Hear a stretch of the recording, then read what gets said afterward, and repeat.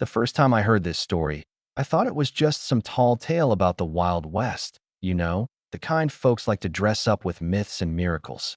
But the more I dug into it, the more I realized what happened to Clementine Ross wasn't some campfire fantasy. It was the kind of raw, terrifying, and strangely beautiful moment that leaves scars and wisdom all at once.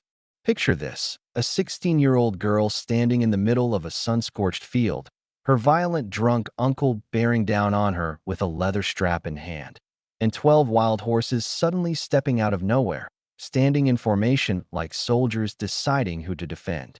Tell me that doesn't sound like something straight out of a movie, but it happened. The day had started as ordinary as any other since her father passed, Clementine out by the fences, patching up busted panels, trying to hold on to the only home she'd ever known. And then there came the shuffle of boots on the porch, that stagger she knew all too well. Roscoe Dunn, her father's brother, drunk again and spoiling for a fight. He came shouting, demanding the deed to the land, the same way he had every week since the funeral, his words slurred but sharp as barbed wire. Clementine lied the way she'd learned to, quick and smooth, telling him the deed was gone, lost years back. But lies don't hold forever, especially when the man across from you thinks he's got more right to the earth beneath your feet just because he's older, louder, and meaner. When Roscoe raised that strap, she didn't wait, she bolted. You know that desperate run where your lungs burn, but you don't dare stop? That was Clementine, her uncle's curses chasing her across the hard dirt.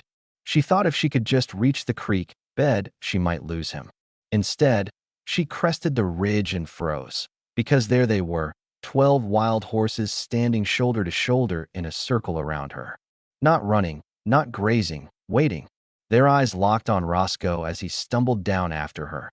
And for the first time in her young life, Clementine felt something like protection wrap around her, something bigger than family blood or flimsy promises. Those horses weren't leaving. Not for him. Roscoe tried to laugh it off, called them just damn horses, but his voice cracked in that way a man's does when his bluff is showing. The black stallion at the head stepped forward, one deliberate move, no noise, no rearing. Just that silent warning only another predator would understand. Roscoe hesitated. Clementine, meanwhile, felt her heartbeat settle. Since her father died, every corner of her home had been a battlefield, every night a gamble with her uncle's temper. And now, standing inside that ring of wild muscle and defiance, she realized she wasn't alone after all. Nature itself seemed to have drawn a line. But here's the thing: when moments get that charged, something always shifts. That twist came as a dust cloud rising from the road, a rider fast approaching. Marcus Webb, the territorial marshal, a friend of her father's. His timing was either divine or disastrous, depending on what Clementine chose to say. Roscoe, suddenly pale, started backing off, knowing damn well how it would look to be caught threatening a girl while a herd of wild horses held the line. Family business, he called it, trying to fake a smile. But Marcus wasn't buying. He had the eyes of a man who's seen too many lies unravel in gun smoke and blood. Clementine, shaking but steady, found her voice. She told Marcus about the deed, about the nights of threats, about how Roscoe had torn apart her home looking for what her father had trusted her to protect. Roscoe spat denial, but it was useless. The truth was dripping from his face like sweat. And then he made his fatal mistake. He raised that strap again, lunging forward, and the stallion moved faster than thought itself, cutting him off with the sheer weight of his body. Roscoe stumbled, weapon gone, his authority shattered not by men, but by beasts who had chosen the girl over him. Marcus didn't hesitate after that. Arrest, charges, shackles. Roscoe crumbled, confessing debts he couldn't pay. Card games gone bad. Faceless creditors waiting to carve his name off the ledger in blood. And here's where the story flips again, because Clementine, this girl who had every reason to spit on his downfall, chose something else. She asked how much. $300. She had the money, hidden just like the deed, because her father had prepared her for storms like this. But mercy isn't easy. She looked her uncle in the eye and told him flat out she'd pay his debts, but only if he left, today, for good. No booze, no gambling, no coming back. A deal offered once, redemption or ruin. He took it. They rode into town, Marcus and Roscoe. Debts cleared with Clementine's savings. Weeks later, a letter came. Roscoe had made it to California, working a ranch near Sacramento, trying, maybe for the first time, to be a better man. And Clementine, deed in hand, rebuilt her home with a steady confidence. The wild horses returned often, grazing in the same field, no longer forming walls but still watching, as if reminding her of the day they stood as her shield. That ending, Clementine touching the stallion's neck before he vanished back to the hills. Yeah, that's the part that sticks. It's cinematic, sure, but more than that, it's a reminder. Protection doesn't always come from where you expect. Family can betray you, but it can also teach you what forgiveness really costs. And sometimes the fiercest guardians wear no badge, speak no words. They just stand when you need them to. Now, I've told you this story the way I see it. But here's the real question, the one that lingers. Was Clementine right to show mercy? To use her father's savings to save the man who hurt her? Or should she have let Roscoe fall to his own debts, paid by his own sins? You tell me. Drop your thoughts. Because when it comes to family, justice, and second chances, there's never just one answer. You'd think that was the end of it, right?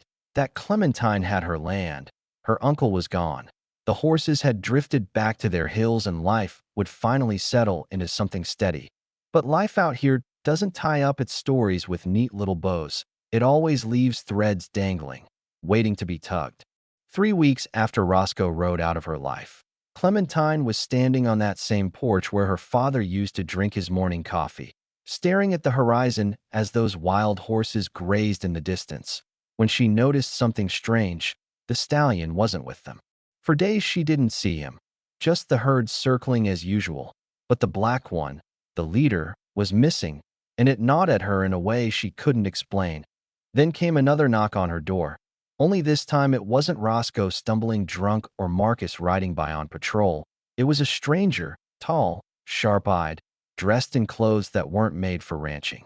He introduced himself as Silas Monroe, a land agent, though Clementine could tell from the way his gaze lingered on the hills that he was more than some paperwork man. He asked polite questions, too polite, about her father, about the land, about whether she'd considered selling. Prime property, he said, especially with water rights running through the creek bed. She shut the door on him, but his smile stayed with her, thin and knowing, like he already planned to come back. And he did. 2 days later, Clementine caught sight of him speaking to men in town, men who weren't locals, men with horses that didn't bear the dust of long rides but the polish of money. That's when she understood. Roscoe's debts hadn't been just gambling foolishness. They'd tied into something larger, something darker. Silas wasn't after the land because of its soil. He was after whatever secret Roscoe had let slip to the wrong people. Here's the twist no one saw coming. Roscoe hadn't just owed money. He'd owed it to Monroe's outfit, and they weren't satisfied with Clementine paying it off. They wanted the land, all of it, and Silas had ridden into town to see if the little girl who outlasted her uncle was tough enough to outlast him. Clementine knew she couldn't face this alone. She thought of Marcus, but the marshal was 3 towns over on circuit duty, weeks away. That left her with only 2 allies, the land itself and those wild horses that had stood for her once before. So one evening, when the sun was dipping low and the herd returned to graze, she walked out into the field with nothing but her father's old hat on her head and the steadiness in her chest. She stood there, whispering to the stallion's absence like he could still hear her, promising that she'd fight for the home he'd once defended, human or not. That night, the hoofbeats came. Not Roscoe's boots, not Marcus's patrol, but Silas Monroe's hired riders. 4 of them, circling the homestead slow, like wolves testing the fence line. Clementine didn't light a lamp, didn't show her face, just sat with her father's rifle across her knees, steady as stone. When the riders finally pulled back, leaving only dust and the echo of their threat, she knew this wasn't going to be a one-night scare. They'd be back, and next time, they wouldn't circle, they'd strike. And here's where the story circles back to mercy and consequence. Because in that silence after the riders left, Clementine found herself thinking of Roscoe. Weak, broken Roscoe, the uncle who'd hurt her, but who also now knew the kind of men she was up against. She had spared him, sent him west with money to start over. But what if by doing so she'd unleashed her real danger? What if Silas Monroe was his shadow, trailing right behind him, and now that shadow had come for her? 3 weeks of peace had felt like an ending. But standing in that dark house, her hands wrapped around her father's rifle, she realized the ending hadn't come at all. It had only been the quiet before the next storm.